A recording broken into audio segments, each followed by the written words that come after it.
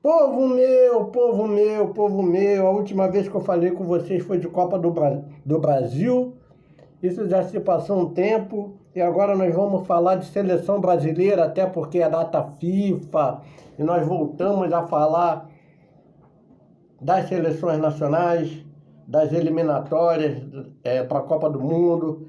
Tem a Liga lá das Nações Europeias que está rolando, mas o nosso cardápio principal, o nosso carro-chefe é o nosso futebol, é a nossa terra, é o futebol sul-americano, latino-americano, anglo-americano, anglo-saxônico, porque Canadá e Estados Unidos vão aprender a jogar bola. Copa do Mundo vai ser diferente, né não? Eu acho que pode ser, quem sabe, né? Enquanto a gente não sabe dos anfitriões, vamos falar de nós, né? Vamos falar, Brasil ganhou de 1-0 ontem, o gol do Rodrigo, com passe do Lucas Paquetá, e vamos entrar em umas situações aqui que não são polêmicas, mas são meias, não controversas, mas meias complicadas.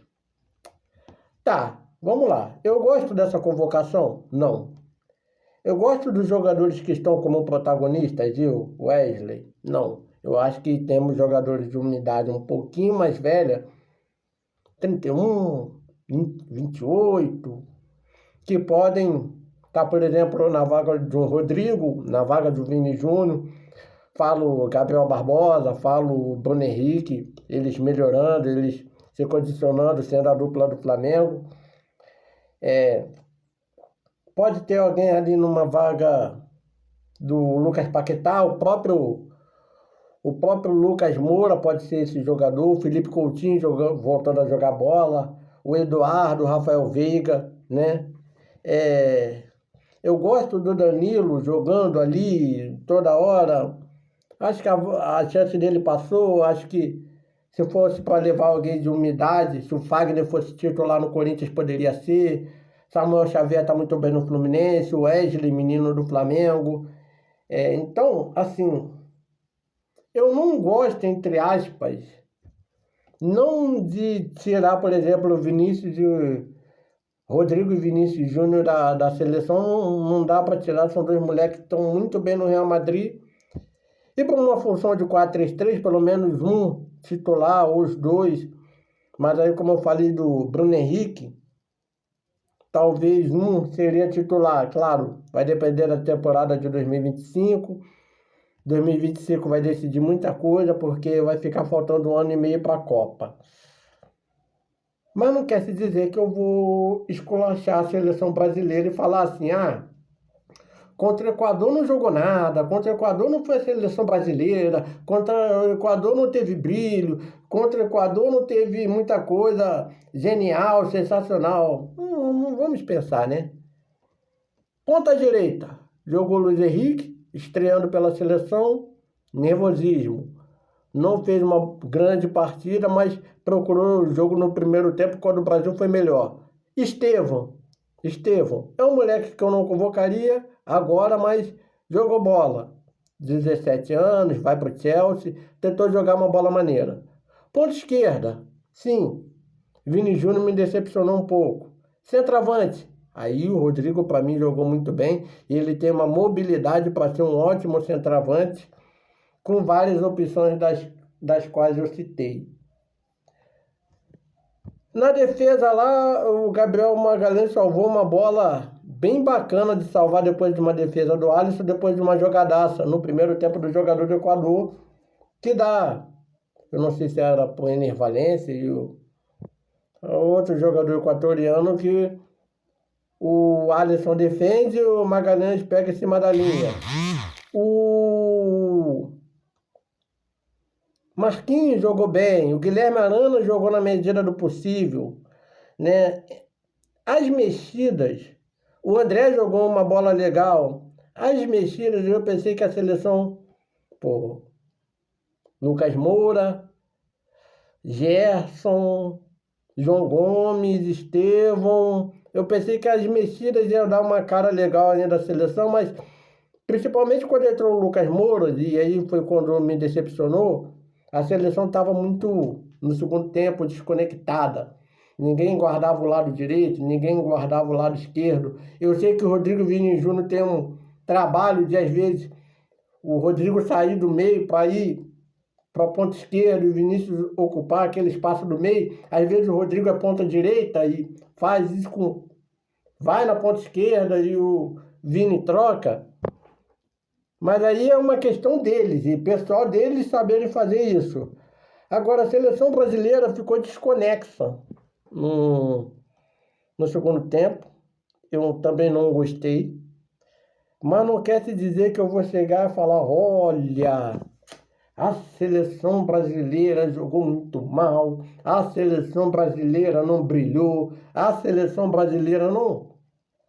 Mediante a medida do possível, a seleção brasileira ganhou. Convenceu? Não, não me convence essa geração. Não me convence. Precisa, como eu falei, um jogador de 26, 27, 28, 29 anos que esteja no auge, né? O Pedro, poderia, se tivesse bem, seria titular com certeza, né? E poderia ser um jogador de área. Talvez não faria um gol da característica do que o Rodrigo fez, porque o Rodrigo se movimenta muito mais. Pedro anda, corre, dá aqueles piques, faz um bom pivô, mas é mais de área, finalizador de um toque só, 2, 3 toques na bola. Mas era o cara que poderia estar ali responsável para ser o centroavante. E aí, no segundo tempo, lógico que o Pedro também ia sentir um pouco da falta de conexão com as mexidas. Mas não vou chegar aqui e falar que o Dorival mexeu mal, que o Lucas jogou mal. Não, é jogo, é Brasil e Equador, é eliminatórias, vai vir um Brasil e Paraguai que é muito mais difícil, é outra história, são outros 500, é nos Defensores de El Chaco, em Assunção no Paraguai. E é o que a gente tem. Eu queria ter outros jogadores? Queria, não tem. Queria ter mais jogadores para ajudar o Vini, o Rodrigo, ou para eles ajudarem esses jogadores que poderiam ser protagonistas. Volto a falar, Gabigol, Bruno Henrique, próprio Tisquinho, o Pedro às vezes, sim, Richarlison voltando, Eduardo, Veiga, Coutinho, Lucas. Tem que ter essa mescla agora. A gente fica muito... tem hora que os outros pedem um time só de garotos. Tem outra hora que o time pede só de veterano, só de experiente. Não. Quando se falava muito, vamos lá na questão do Neymar em 2010, com o André e Ganso, já tinha os veteranos ali, Kaká, Elano, Luiz Fabiano, Robinho, levava eles três para compor. Quando se falou disso em 2014, o Ronaldinho Gaúcho se encaixava no esquema do Felipão. Então, mesclar algo que, vamos lá, o Dunga não fez, o Felipão não fez, podendo pôr o Ronaldinho Gaúcho ali para ajudar na experiência com o Hulk, que eu nunca achei jogador de seleção, mas estava ali com o Daniel, com o Marcelo. Então uma mescla é legal. Uma mescla do elenco. Não precisa ser um lateral, um goleiro de 33, um lateral de 25, um zagueiro de 34, outro de 28, outro lateral esquerdo de 22, um volante de 33, outro de 19. Não precisa. Mas mescla mais o elenco. Aquele jogador que está no auge da forma física e já esteve no auge da forma técnica e que quer recuperar esse auge. Se vai recuperar, eu já não sei, mas tá entendendo? Eu acho que mesmo o Vinícius Júnior brigando para ser melhor do mundo, faz um bom ataque com o Bellingham, com o Rodrigo, agora tem o Mbappé, mas não é esse cracaço todo. Quem está acostumado a ver Romário, Ronaldo, Rivaldo, Ronaldinho Gaúcho, Edmundo num banco de Copa de 98, Bebeto, Robinho, às vezes Luiz Fabiano, sabe que essa geração precisa de muito mais. Mas eu não vou criticar assim, foi decepcionante. Primeiro porque o futebol brasileiro nunca vai ganhar tudo. Segundo, é decepcionante porque é quem os treinadores ultimamente têm convocado essa seleção.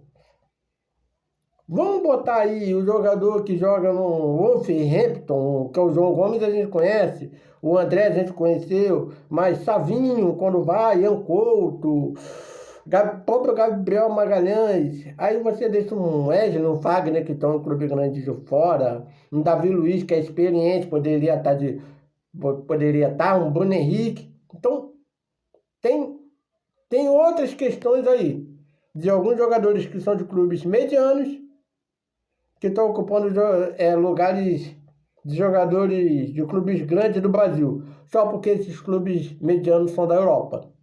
Então, tem uma questão aí do complexo de vira-lata da questão do, do, do, do futebol europeu. Mas não quer se dizer que não possa levar jogadores do futebol brasileiro, não quer se dizer que todos esses jogadores do futebol europeu são ruins, ou que os protagonistas do futebol europeu não podem ajudar, ou serem ajudados pelos protagonistas do futebol brasileiro. Acho que pode, deve-se muito. Agora, o Dorival precisa pensar nisso a médio e a longo prazo. Mas antes de pensar, pega o Paraguai, ganha do Paraguai, tá, estamos em quarto. Eu pensei que a gente estava em sétimo na repescagem. A seleção brasileira está decepcionando tanto, né? Mas estava em sexto, foi a quarta colocação. Vamos buscar para se classificar. São 7 vagas, não tem como o Brasil ficar de fora da Copa. Só que tem que ir bem. Uma coisa é você se classificar bem, em quarto, na raça, tal, seleção no jogo. Outra coisa é assim, se classificar em sexto, ou pior, em sétimo, numas eliminatórias que leva 7, ter que ir para uma repescagem, para uma preliminar, aí não.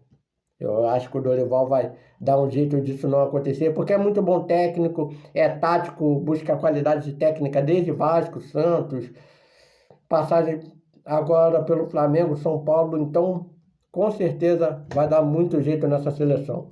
Valeu, galera?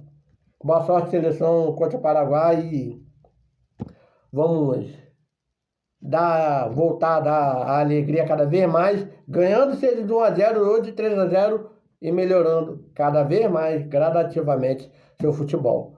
Melhorar mais do que o Edinaldo da CBF, que bota ingresso a 400, 600 reais para o Curitibano ver o jogo. Ei, Edinaldo, meu Deus. Fui.